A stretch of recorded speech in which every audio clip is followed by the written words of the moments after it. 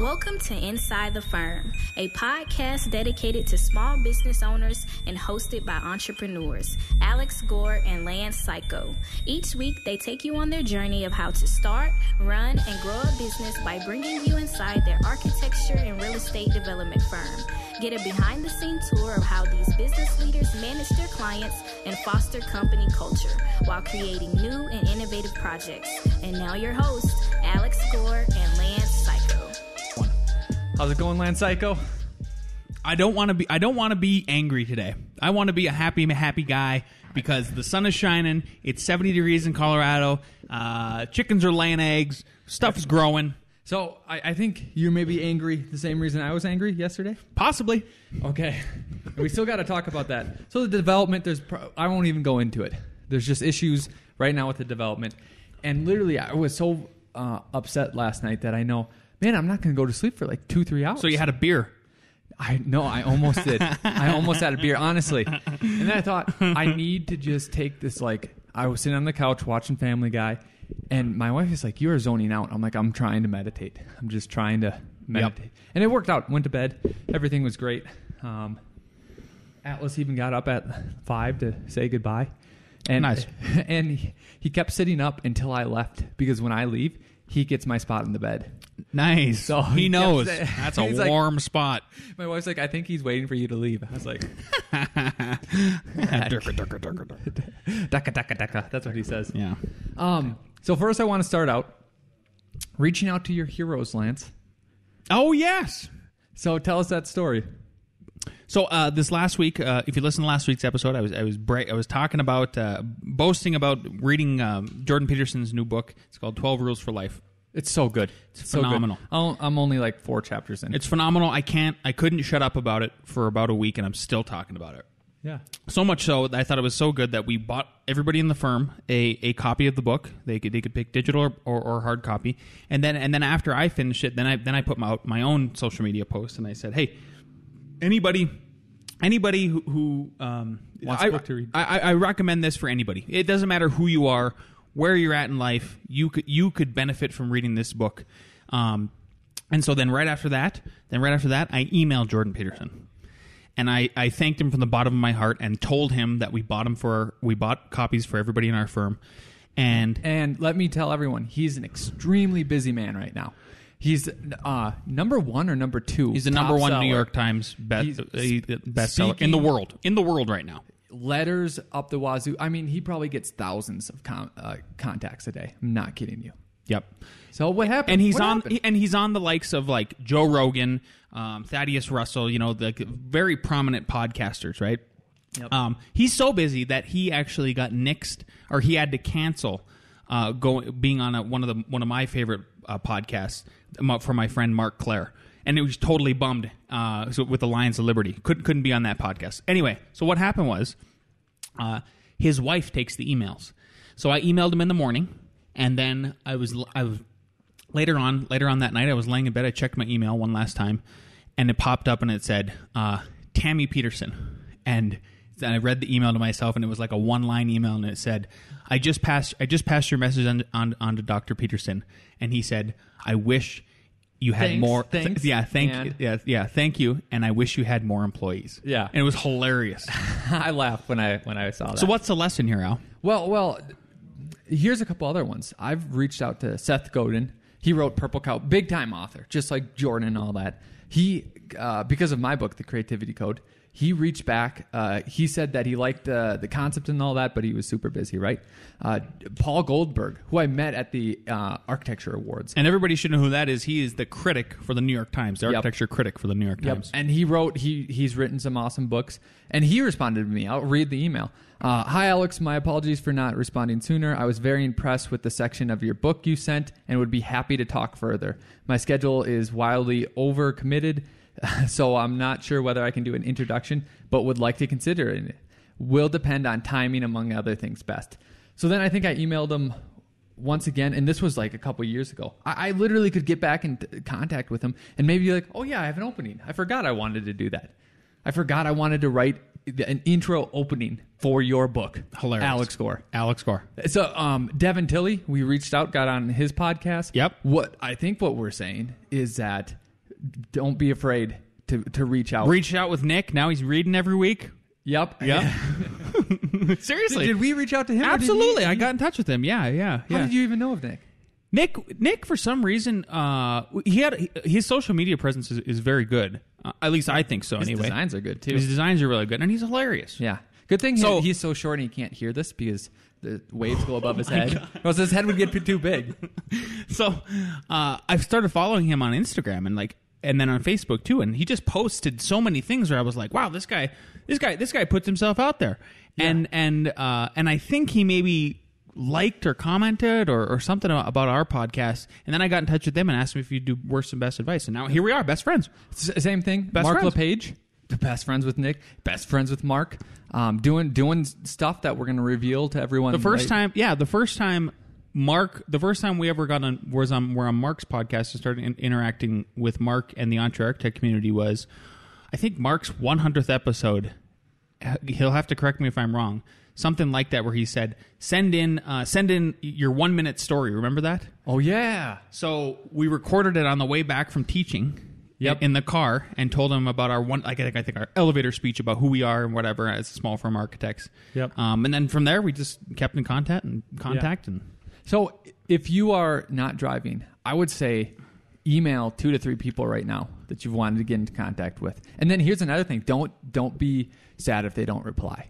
My former boss, Daniel Liebskin, who's a famous guy, I've reached out to him a couple times. I worked under him. There was a boss, Carla, which was great, and I think she's replied, and I've met her in New York and stuff like that. But there's been plenty of people, and I can't talk about names. Well, I just can't remember. But I've got nothing back or anything like that. Don't worry about it. Don't let it offend your ego, anything like that. I think I've even, and I'm a D-list celebrity.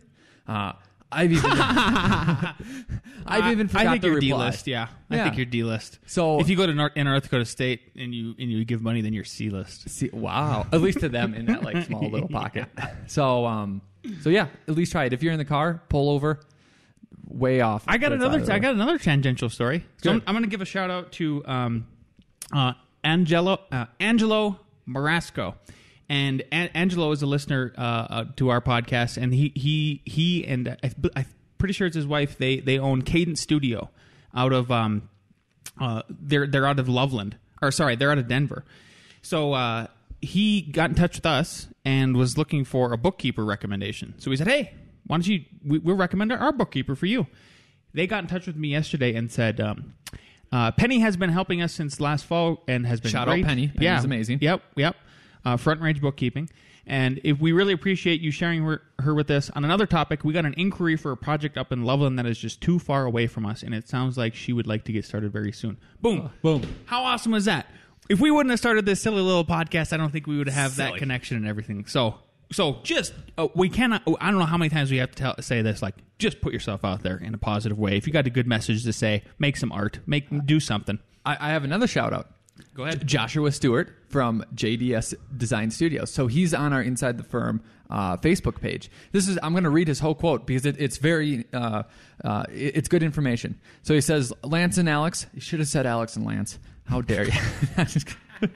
I've been catching up on last few episodes and noticed you talking about Revit pricing. So everyone, if you're in AutoCAD, you should be moving to Revit heavily. You should be heavily moving into Revit. You've been saying it's $65 a month for Revit Lite. That is actually for a suite that includes Revit Lite and AutoCAD. Wow, so that's 2 for 1. I used to subscribe to that, but now I'm using just Revit. Good for you, Joshua. I do not touch AutoCAD whatsoever. At a standalone at $50 a month. AutoCAD Lite is also $50 a month. So if you are on AutoCAD Lite, there's no reason for you not to switch over. What are you doing? Unless it's like, I don't have time to learn it. Go to RevitFurniture.com. There's training, the tutorials, and then there's even a paid one that gives you a whole template, a whole system. That's our thing. I swear by it, guarantee it. You can have your money back if you don't like it. Don't even worry about it. Just invest. Autodesk just raised their price this week to $55 a month. Oh no, they went up $5 a darn month. $5. But still a great deal. I do only residential single-family projects, and Revit Lite is fantastic for this and great price point for a small one-man studio. The features missing from full Revit aren't much of a factor in what I do, making Revit light great. Encourage everyone to quit using the software from the last millennium, AutoCAD, and come join the modern world. Awesome. Thanks again for the podcast. It continues to be my favorite. Thanks, Joshua, JDS Design Studio. Yeah, thank you for that message. I mean, now's the time. Now is the time because actually a couple years ago was the time, so the best time to switch over is now if you haven't. There you have it. All right. You ready for my next segment? Yeah, sure. Al, by the way, I don't have any notes. Just everybody should know this. I have no notes in front of me right now. Al is running the show. Yeah, and they are on the big screen right there, but that's behind you. So you it's behind me. I had to turn. Okay. So as you know, I've been wanting to revisit the website. Uh-oh. And I want to keep some of the great features like how clean it is, right? How simple the sidebar is. It's not bad. It's not a bad site. Yep, not a bad site. This gets a little about with the history of the blog, and then contact. It's a little bit too messy, but again, very clean, very clear, right? Some things that I don't. There's two things that I don't like. Okay. One. Let me see this. Okay, it works on this screen. Come on. Come on. What did you want? Well, just tell everybody what you were hoping to prove. On my screen. It looks amazing. This looks amazing. On my screen, which my screen is a lot like a lot of other people. Look, yeah. Like, do you see how some of this is cut off and weird? So here's my two gripes, right? One is that when we need to edit it, a lot of times we have to go to our web developer, so we can't do it on the fly, right? Fair enough. The second one, and here's the biggest one, is the amount of inquiries we get. So look at this, Lance. We can go to stats, and if you go to stats, we can see that of the unique visitors, we get over 100 every single day. A day? A day on our website? On our website, which means I'm blaming me. You should for what? I'm just kidding. Which means that we should be getting at least one inquiry, maybe even 3 subscribe to if we were giving away a free PDF. Oh, right? Look at you. So we should have one a day inquiry with these numbers, or even you could say one every other day. So that would be 15 a month. Now, if we look at our F9, form entries, we have 10 this whole year.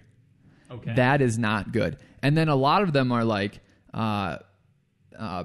either Atlas or like someone who wants to redo our website. You know, this person says, hello, Tim, you know, like a guy that doesn't even work for us. 3D renderings, right? So like maybe 6 of these are somewhat legitimate. Okay. Right? All right. So now you read StoryBrand. Yep. Right? And they talked about websites and all that stuff. So can we keep some of the great stuff of the original website and then update it so at least we can try to up our numbers of inquiries, right? And then maybe make it so that we can edit it whenever we want, right? So one of the big things that he said, and I don't know if you remember this from StoryBrand, is like have a picture of people enjoying whatever you're doing. Yeah. You know what I mean, right? So here's a test, right? I've been doing this in the morning. Look at that happy family. Look at that happy family. Did you completely change the whole look of the website? Well, look. Yeah. So F9, it's a picture of Lance's house with his whole happy family. What sucks is like I love Weebly, but then like the font just I'm sorry. Like we can change the font. This is me complaining about. I mean, but it just every time it's like Yep. Gotcha. So we have our simple stuff up there, right? Now it's still clear with what's going on here. See inside. Look at this. Now we have like some depth to the website. Right away, this is what's been hooking people, is this video that we made. And now it's front and center, right? And then basically they say, and I'm following StoryBrand, like, hey, the clients need to be, you know, the hero and all that. How are you helping them? Right? And then look at this. See some of our, you know, some of our work, right? And then at the bottom, I'm actually going to make this front and center, right? This contact us and have a clear call to action, right? That was the other thing in StoryBrand, a clear call to action.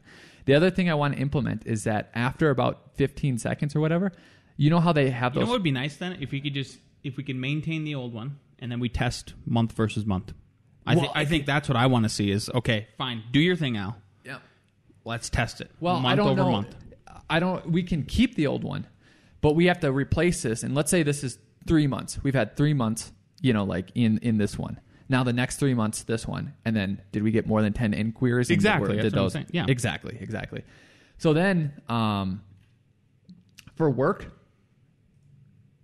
What? Right here, this work tab. Yeah.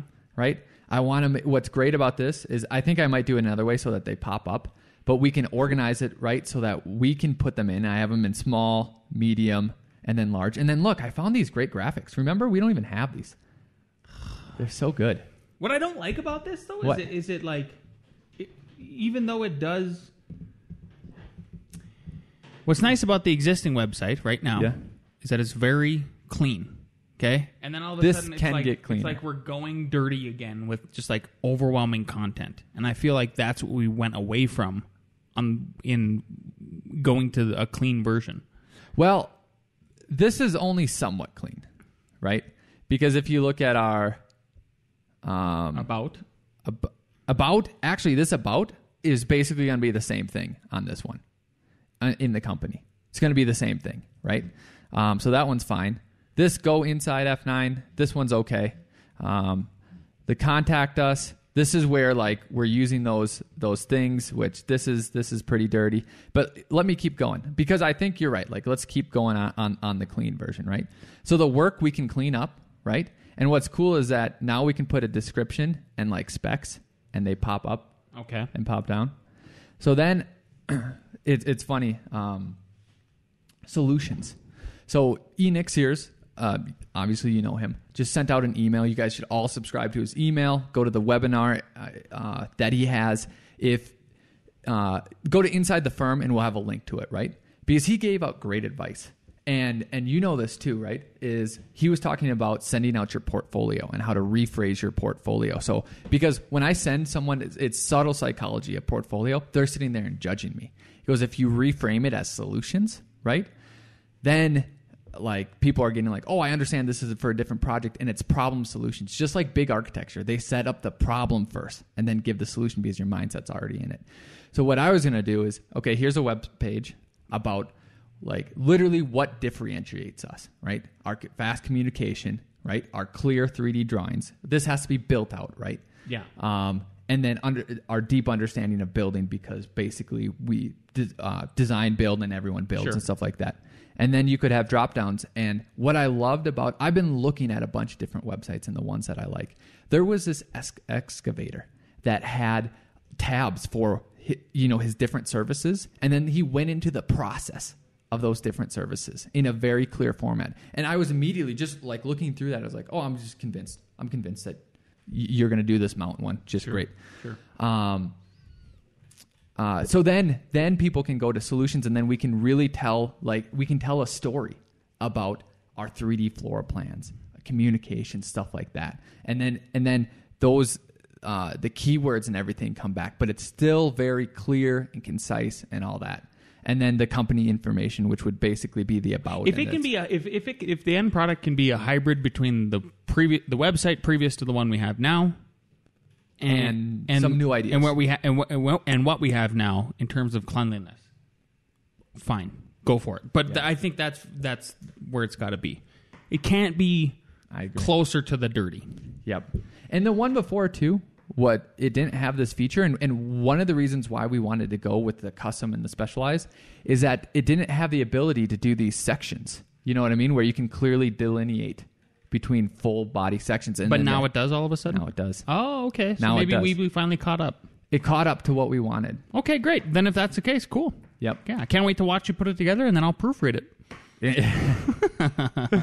Sounds awesome, dude. Sounds awesome. But those are great graphics. Those are the other ones you found. I forgot about that. The Jazz House ones. Yeah. They're fantastic, yeah. What he's talking about is we submitted for, I think, Architect Magazine, Residential Architect, an award. We didn't get it. We didn't win. But we put together some cool graphics. Yeah. Sections, stuff that you'd see in school. Yep. So. Okay. What else, Al? What do you got next? F9 franchise. F9 franchise. That's an idea. Mm-hmm. We want to do that. So this is literally just picking your brain. So I think there's two ways to do it. I think the way that we're going to do it is that people from our firm are going to franchise out into Denver, other markets, something like that. But I'm wondering, and maybe the audience can chime in if there's any of this opportunity, because Nick brought this up too. Like, what if there's someone in another market, a Fargo market, Texas market, something like that, and they want to franchise because our podcast brings in a lot of presence, right? Our website is set up because it's a franchise. It'd be, used through our website, credit of work, and then our training and all that, right? So what if, because we've talked about franchise years ago, and here's an idea of like the process is that people apply, and it's kind of harking back to what we were talking about last time, where that firm, Shret Design Groups, invests in and then takes part of the profit, right? Yep. So the only way that they make money is that person grows.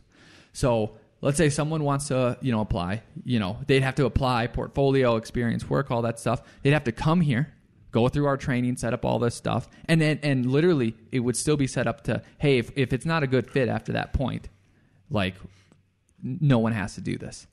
And then we start it based off of a profit model, right? Now they're ready to go. They have the system. They have marketing support. They have, we can hook them up with Penny, the accountant, so that it just goes through that way. Have phone calls, have, yearly meetings, stuff like that. It's just an idea I had, and honestly, I want your thoughts. And then, is anyone thinking about starting a firm, but they want all that? You know what I mean? Like, God, I know. I just wish. Yeah, I just wish. Exactly. What if they had that idea in their head where I just wish that I had all the material ready to go. Man, I wish there was just something I could buy where it's just all ready to go. Like, and I could call somebody else too. I think that's one of the biggest fears that maybe sole proprietors have. I know I would have it if I didn't have you as a business partner. Would be, God, I just need to bounce. Like, there's some weird thing that happened, and I have nobody to talk to about it. It just happened this week. So think about a sole person starting out, right? It can be done. It can obviously be done all the time. Yeah. But I think what happens is that you go and then you hit your head, or you go down this path. You're aiming towards this path, but there's a lot of branches where you need to come back out. I think we could eliminate some of those branches and bring it back in. I don't know what we were talking about, but it happened to me or you, or someone said to someone, hey, what's going on here? Should I do this or this? And then you said, hey, how about this? I'm like, yeah, absolutely. Okay, that makes sense. Now do it. Yeah, I can't remember what it was, but something. You know what I mean? Uh-huh. I think there's a need for it. Absolutely. But do you think other people think there's a need for it? Because I do now, looking back, and then knowing that I can call you up and talk to you, and you can call me up. Is there an analogy we can make here to another product where somebody was like, wow, I didn't even know I needed this, but now that I have it, it seems like I always needed it. Type of thing. Do you know what I'm saying? Like potato chip the clips that can go on top of potato chip I'll give bags. you one example. I'll give you one example. After you get an understanding of Revit, you go, holy cow, what kind of junk world was I living in back in AutoCAD? That's true. Absolutely. What kind of crazy Mad Max life did I have? Yeah. You know what? Many of our employees have had that epiphany for sure, but one in particular, Jackson. He came from a firm that he was working in San Francisco, came out here. We got him trained in Revit. We did it the right way. Finally learned our lesson. Got him trained in Revit, and then he worked in it for, I think it was maybe within a month. He goes, oh, if you guys went back to AutoCAD, I'd quit. I would just quit. I would quit. I'd fire myself immediately. So I think, yeah, if we can produce something like that and just make it easy for people to transition in that way, where it's just a layup, but it's got to just be clean, clear, concise, and you're just like, look, in 30 days or less, you'll be up and running if you do these things, or a week or less, or something like that. Like, all the tools here, you just got to plug in, and then it makes sense for everybody monetarily. But somehow you're selling the feeling of clarity, right? Because there's a lot of great resources of doing it yourself, but this is like, you know what I love about you know what I really love about this, and it's aligned with, we only succeed if you succeed. Exactly. Yeah, no, exactly.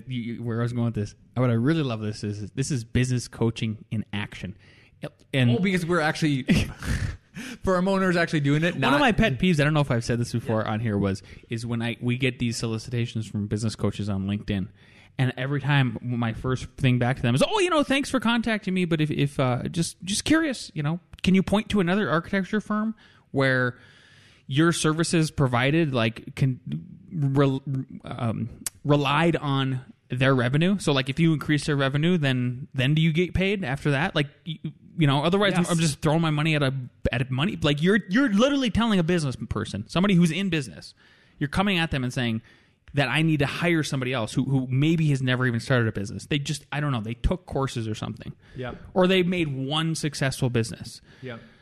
There was somewhere else I was going, and you might need to pause it because I really need to come up with this thought. So unless you got something else to say, let me think for a while. Okay. What do you got, Al?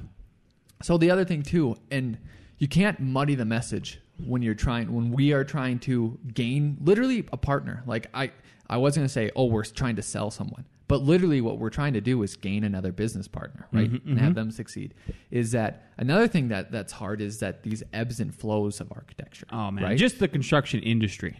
And here's one of our biggest challenges because we fought it for a couple of years is that we'd have enough work for 2.5 people. But pulling that trigger for the third person was hard, right? And it's almost like we had to go till 3.1 person or 3.2, and then we'd get the third person, right? So in our firm where we already have a staff of people, there's two ways that it could help out is that, okay, let's say everything's working well and we get overflow. If you're starting your business, we can flow work your way because you're trained in the system. There you're you part go. of the firm. But then also as you grow and you're at 1.25 capacity or 1.75 capacity, you can put off a half of that capacity to us until you get to 2.2. Yep.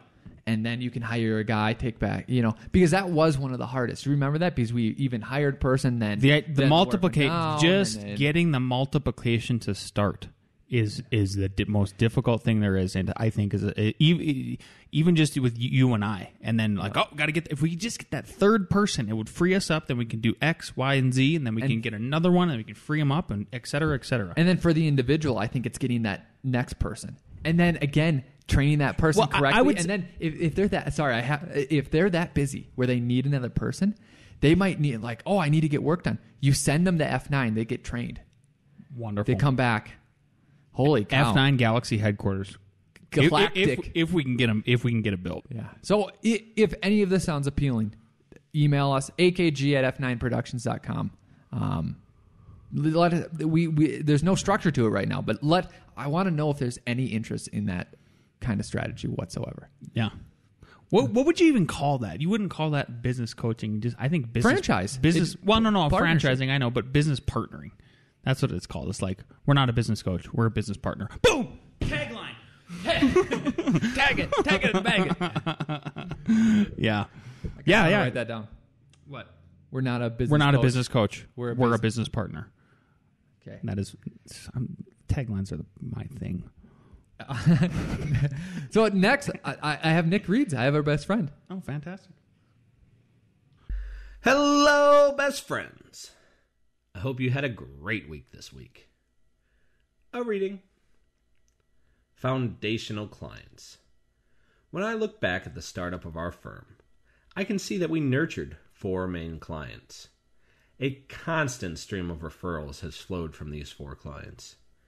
If you're running a startup, invest your energies and attention on your early core clients.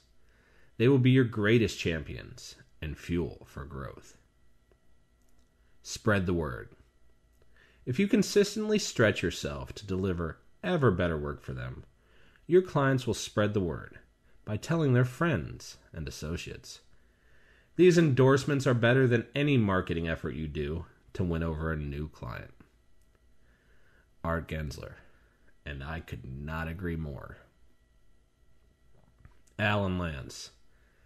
Outside of architects in California, has anyone ever gotten a commission project that started as a lead from Houzz? Ever? Asking for a friend. Toodles! I don't know. Have they? I don't think so. I don't think so. Yeah. Go ahead. What's great about that is that one of our foundational clients that we started with, there was 2 of them that were very early on, just came circled back, has given us a couple recommendations. The contractor that we used for that has given a couple recommendations. And I pulled up the email just now. I pulled it. I was hoping it would be so that client, both of those clients. I just have to iterate this. They both came from Craigslist. Okay. Wow. You got to start somewhere. Yeah. And not Houzz. We can go into that later, but they contacted us. I know it was a Craigslist ad for sure. So one of these clients contacted us on September 28th, 2010. I have the email archived, and we did a preliminary cabin design for him. It was like they didn't want to build that much. Then we did an actual cabin design. It was one of our first built projects that we completed. We went above and beyond with that drawing set. That was one of the first ones where we did all the structural drafting and stuff, and had an engineer overlook it, and everything was clean, clear, precise. We were starting to do fully coordinated sets, even with like the mechanicals and everything. And then the contractor was so impressed with the set, so was the client, and with how everything came out, because we listened and did what they wanted to do. Fundamental stuff. And like Alex said, now he's come back. We just met with him yesterday, so it's 8 years later. Yeah. And he bought a new business, a new building. He's going to start a whole new business. It's like full circle. So we're hoping that the other person who's been also a foundational client, 100%, where we did the golden duplex for, will come back to us. So we have like a full circle, number 8, figure 8. Yep. Oh, and then the other one that with the plex, the 24 plex. Honestly, that was pretty, because remember, you even did a design for like 8 townhomes. Yeah, that's where the townhomes came from. Too. That was Craigslist too. And we're still doing stuff there, yeah, which is kind of crazy. I was even telling my wife, I said, if the economy crashed like crazy, far be it for me to go like all the way back to the fundamentals and say like, screw it, now we're on Craigslist again. People are looking for deals. It is what it is. People got to eat. Yes. You're going to make it work. You're going to have to adapt your system again. Maybe the template gets updated one more time, and you retool everything so you can get even more efficient. I wonder too, because I was thinking, should we go back to Craigslist? But I don't know if people are still there like it was 8-9 years ago. I don't think so. And we've evolved. My point with this is you can evolve. Just because you start there doesn't mean you can't evolve to where we're at now, where we're talking about just relying on our website. And we found, for us, it's Thumbtack we use. And then plus it's referrals. We have evolved to, we're finally at that stage where obviously referrals are coming back to us now. Yeah, we're and there. They have, but these are just so fundamentals, and it linked with this book. Yeah. There was, I literally want to read this book word for word. And that's how good it is. So you guys need to get Art's Principles. That's where all of these Nick reads are coming from. Because it talked about, I had to skip these, right? Show your client respect, listen to them, which is what we talked about the last time or the time before. Become a trusted advisor. Devin Tilley, that's like his tagline. That's literally his tagline. And I don't even know if he's read this book. This is an architecture book, right? Yeah. But that's what they sell. Mountain View Windows and Doors, they're your trusted advisor. They will give you the right advice, right? And then repeat clients. So, and a lot of becoming a trusted advisor, I think you're not going to do it right away, right? I think you need to take some lessons on the chin. One of the lessons this just came up in for the top house, or the top shelf house that we have going on right now. So Jazz House, which we did in 2013, the bank came back to the client and said, "You don't have enough bedrooms." Because one of the rooms was a studio. On the first floor there's this garage door comes up, and there wasn't a closet in the room, so it didn't count as a bedroom, right? Is this the one next to the kitchen, kind of? No, this is on the main floor. Oh, this is on the main floor.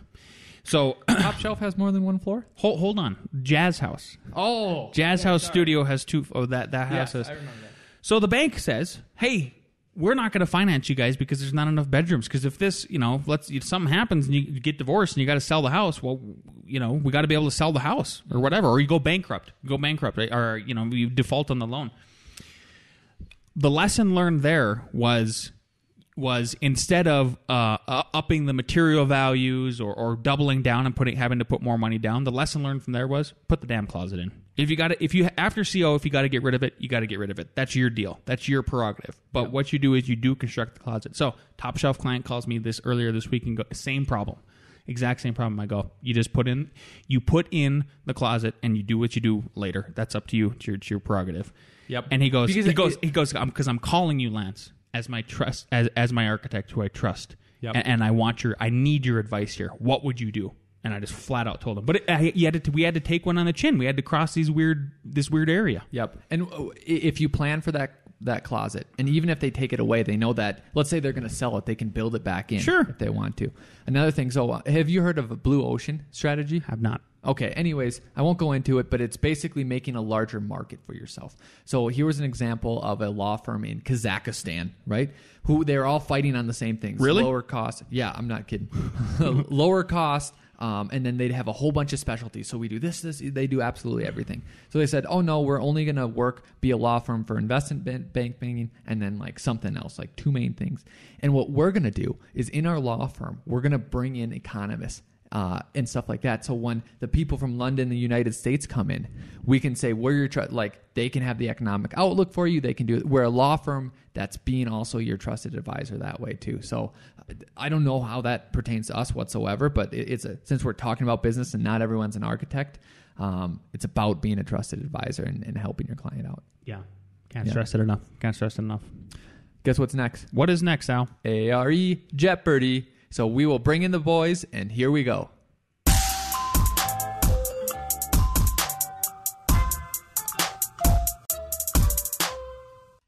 All right, here we go. First question. Which statement on the Solar Reflective Index is true, SRI? A, the lower the SRI value, the better the chances of reducing the heat island effect. B, the SRI value is a measure of the ability to absorb solar heat. C, the SRI value ranges from 0 to 1,000. D, the higher the SRI value, the better the material's chances of reducing the heat island effect. E, the SRI value is lowest when the material is coolest. Want me to repeat any of them? It might give up. Which one's true? Which one is true? A, Yep. B, C, D, or E? This will be on the test, I promise. Are you guys ready? D. Everyone is correct. Bam! Wow. Bam. Let me mark all that down. 1, 2, 3. Congratulations. What steps can the architect take to minimize the impact of a parking lot, the site? Am I reading that wrong? What steps can an architect take to minimize the impact of a parking lot on the site? Yeah, but Missing it doesn't in- say on. I understand, but I you know. Yeah, there we go. Okay. Okay, check the 3 that apply. Okay, guys? And there's 5. There's 5 of them. So, A, separate the pedestrian and vehicular pass. B, have only the minimum parking required by the local zoning ordinance. C, provide some parking under the building. D, have single loaded parking lots. E, have double loaded parking lots that share access lanes. Okay. A, separate the pedestrian and vehicular pass. B, have only the minimum parking required by the local zoning ordinance. C, provide some parking under the building. E, A, B, C, D, that's D. This one's D. Have single loaded parking lots. E, have double loaded parking lots that share access lanes. Don't you just love this? Yeah. Don't you just I love it. Okay, Okay, what wait, do we we'll got? start. A, nope. A, no. B, yes. C, yes. E, yes. Bam! So A, separate the pedestrians Good and one. vehicular pass. That would not minimize the impact. That would maximize it. Yep. And then Have a double loaded On each parking side. lots on each side, it's like a double loaded hallway. like a corridor. Yep. Having a single loaded one would not be as efficient. Okay. Lance is reading the next 2. Okay, I gotta move this. Little computer. Sir. All right, question number 3. Which statement regarding the solar azimuth? Okay, let me start this over. Which statement regarding the solar azimuth angle is true? A, the value of the azimuth is constant throughout the year. B, it is the angle of the sun's location north or south from an east-west axis line. C, it is the angle of the sun in the sky from the horizon. D, it is the angle of the sun's location from the vertical zenith. Or E, it is the angle of the tilt of the polar axis. Would you like me to read them again? Or are you guys good? I'm going to do them all. Okay, number 3. This is question number 3. Which statement regarding the solar azimuth angle is true? A, the value of the azimuth is constant throughout the year. B, it is the angle of the sun's location north or south from an east-west axis line. C, it is the angle of the sun in the sky from the horizon. D, it is the angle of the sun's location from the vertical zenith.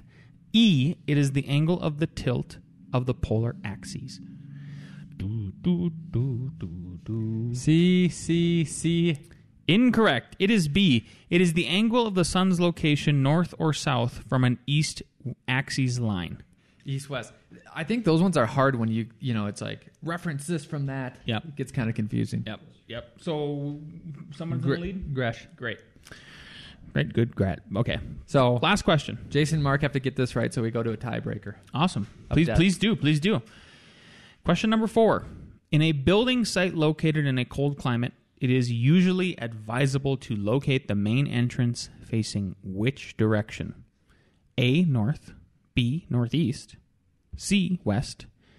D, south. E, east. Cold climate. Where should you enter? A, north. B, northeast. C, west. D, south. E, east. What do we got? D is correct. Do we have? Oh, we have a no! winner! We have a winner. All right. King of ARE Jeopardy. Awesome. Today. Yep. All right, that's it for that. 2 last announcements before Lance talks.